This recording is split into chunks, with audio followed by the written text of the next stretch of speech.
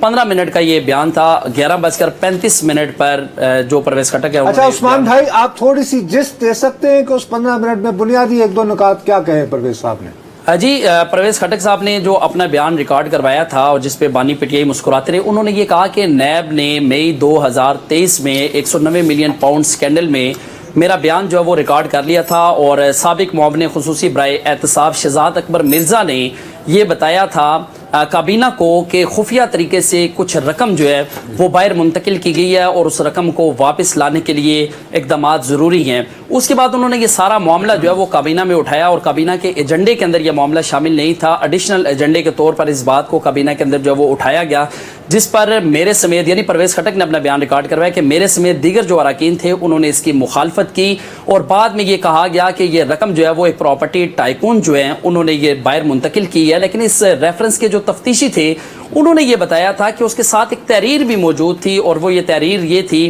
कि इस रकम को गैर कानूनी तरीके से बाहर मुंतकिल करने के लिए प्रॉपर्टी टाइकून जो है उन्होंने सहूलतकारी की है। चूँकि जब ये मामला काबीना में उठाया गया था तो उस वक्त जो तमाम दस्तावेज़ात थी वो एक बंद लिफाफे में जो है वो काबीना में पेश की गई थी, वो लिफाफा वहाँ पर खोला नहीं गया। तहरीर के हवाले से उन्होंने बताया कि जो इस रेफरेंस के तफ्तीशी ऑफिसर है उन्होंने बताया कि उसके साथ एक तहरीर मौजूद थी और वो ये तहरीर थी। अच्छा उस्मान, लेकिन एक बात आपने जिस तरह, बहुत शुक्रिया जिस तरह आपने बता दिया, तो वो तो अपेरेंटली जिस तरह आपने बताया है मुझे, तो ये परवेज खटक साहब का जो बयान है वो तो बानी तहरीक इंसाफ के खिलाफ लगाए इल्ज़ामात की एक हवाले से तस्दीक करता सुनाई दे रहा है। लेकिन अभी थोड़ी देर पहले मैंने क्लिप्स सोशल मीडिया पे एक वायरल थी, शेख वकास अकरम साहब जो पीटीआई के हैं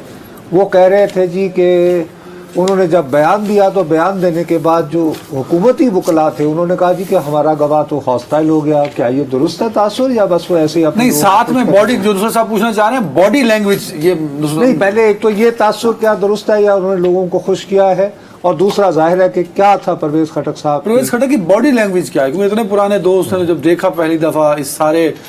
और आप भी इतने अरसे से लोगों को ऑब्जर्व कर रहे हैं, अब आप तो जाहिर है कि आपने कुछ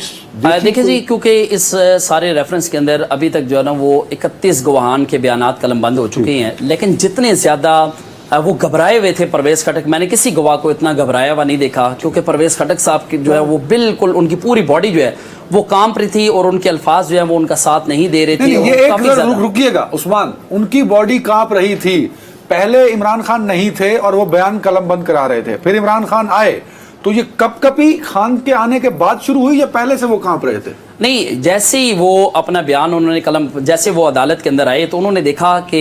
कमरा अदालत के अंदर बानी पीटीआई नहीं है, हालांकि वो मौजूद थे। जैसे ही उन्होंने अपना बयान कलम बंद करवाना शुरू किया तो फौरन से बानी पीटीआई उनके बराबर में जाकर खड़े हो गए। तो उन्होंने जैसे ही अपनी लेफ्ट साइड पे देखा तो बानी पीटीआई मौजूद थे और वो बड़े गौर से परवेज खटक को देख रहे थे। तो परवेज खटक की उसके बाद जो हालत थी, क्योंकि हमने काफी करीब, बानी तहरीक ने जब उनको देखा और उन्होंने बानी तहरीक को देखा तो वो कांपना शुरू हो गए। जी बिल्कुल, उनके अल्फाज जो है वो उनका साथ नहीं दे रहे थे और कपकपी सी एक उनको तारी हुई थी। और क्योंकि बार बार वो जो अपना बयान रिकॉर्ड करवा रहे थे तो उस पर फाजिल जज जो है वो उनकी बात को तस्दीक करवाने के लिए उनकी बात दोबारा दोहरा रहे थे, क्योंकि वो उनकी आवाज़ जज साहब तक भी जो है वो नहीं पहुंच रही थी। काफ़ी ज़्यादा वो घबराए हुए थे और 11:35 पर उन्होंने अपना बयान रिकॉर्ड करवाना शुरू किया और 11:50 पर वो फ़ौरन से अपनी नशिस्त पर जो है वो वापस जाकर बैठ गए। जब वो बयान रिकॉर्ड करवा रहे थे, एक तो उनके बयान को बानी पीटीआई ने काफ़ी करीब से और काफ़ी तवज्जो के साथ सुना है और उसके बाद वो उनके बयान के ऊपर मुस्कुराते रहे और उनके बयान के दौरान ही उन्होंने कहा कि रकम मुंतकली के हवाले से जो इक़दामात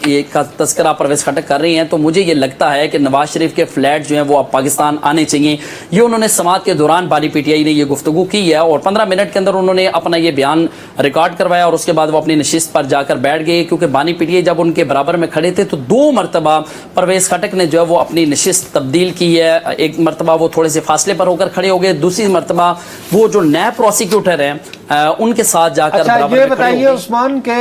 ये वाकया तो हो गया, देखिए वो बानी तहरीक अक्सर कहते हैं कि माइंड गेम्स तो कोई मुझसे सीखे, तो उन्होंने ज़ाहिर है कि परवेज खटक साहब के करीब जाकर यूट्यूब रूटस मार कर लुक दी होगी, है? तो जाहिर है कि वो, खैर वैसे भी वो बेचारे पतले दुबले हैं, हो सकता है کہ آج ایئر کنڈیشنر جو ہے اس نے بھی انہیں کچھ سردی لگا دی ہو. اور ان کے بیان کے دوران ہی انہوں نے کہا کہ رقم منتقلی کے حوالے سے جو اقدامات کا تذکرہ پرویز خٹک کر رہی ہیں تو مجھے یہ لگتا ہے کہ نواز شریف کے فلیٹ جو ہیں وہ اب پاکستان آنے چاہیے. یہ انہوں نے سماعت کے دوران بانی پی ٹی آئی نے یہ گفتگو کی ہے اور 15 منٹ کے اندر انہوں نے اپنا یہ بیان ریکارڈ کروایا اور اس کے بعد وہ اپنی نشست پر جا کر بیٹھ گئے کیونکہ بانی پی ٹی آئی جب ان کے برابر میں کھڑے تھے تو 2 مرتبہ پرویز خٹک نے جو ہے وہ اپنی نشست تبدیل کی ہے. ایک مرتبہ وہ تھوڑے سے فاصلے پر ہو کر کھڑے ہو گئے, دوسری مرتبہ وہ جو نئے پروسیکیوٹر ہیں ان کے ساتھ جا کر اچھا یہ بتائیے عثمان کہ یہ واقعہ تو ہو گیا. دیکھیے وہ بانی تحریک اکثر کہتے ہیں کہ مائنڈ گیمز تو کوئی مجھ سے سیکھے, تو انہوں نے ظاہر ہے کہ پرویز خٹک صاحب کے قریب جا کر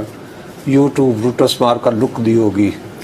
تو ظاہر ہے کہ وہ خیر ویسے بھی وہ بیچارے پتلے دبلے ہیں, ہو سکتا ہے کہ آج ایئر کنڈیشنر جو ہے اس نے بھی انہیں کچھ سردی لگا دی ہو.